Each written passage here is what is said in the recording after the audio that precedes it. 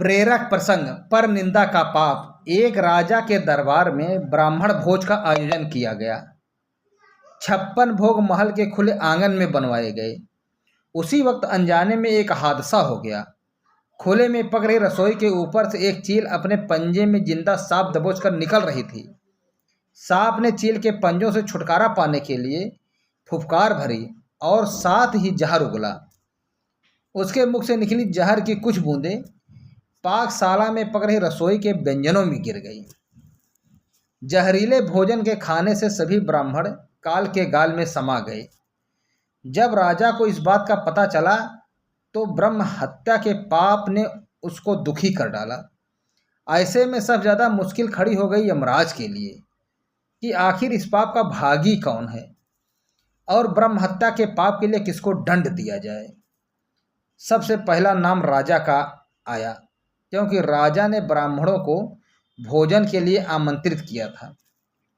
यमराज के मन में दूसरा नाम आया रसोइये का, जिसने ब्राह्मणों के लिए महाप्रसाद तैयार किया था। तीसरा ख्याल चील का आया, जो सांप को पकड़कर ले जा रही थी।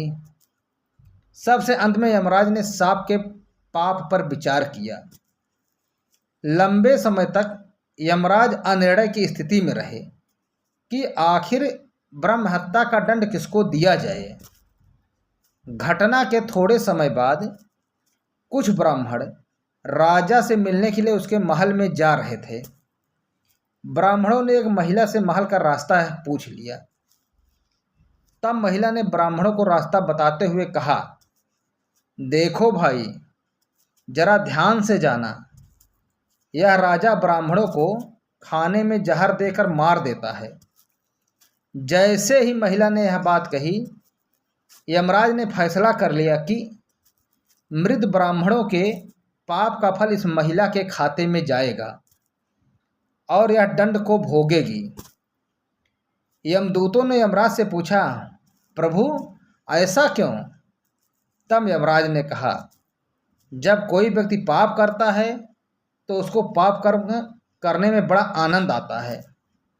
ब्राह्मणों की मौत से ना तो राजा को, ना रसोइये को, ना चील को और ना ही सांप को आनंद आया।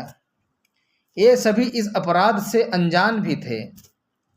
महापाप की इस दुर्घटना का इस महिला ने जोर शोर से बखान कर जरूर मजा लिया है, इसलिए ब्रह्म हत्या का यह पाप इसके खाते में जाएगा।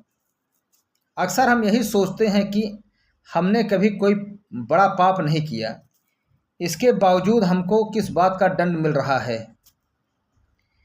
यह दंड वही होता है जो हम परनिंदा का पाप कर संचित करते हैं। दोस्तों, कहानी पसंद आई हो तो कहानी को लाइक करें, शेयर करें तथा चैनल को सब्सक्राइब करें। धन्यवाद।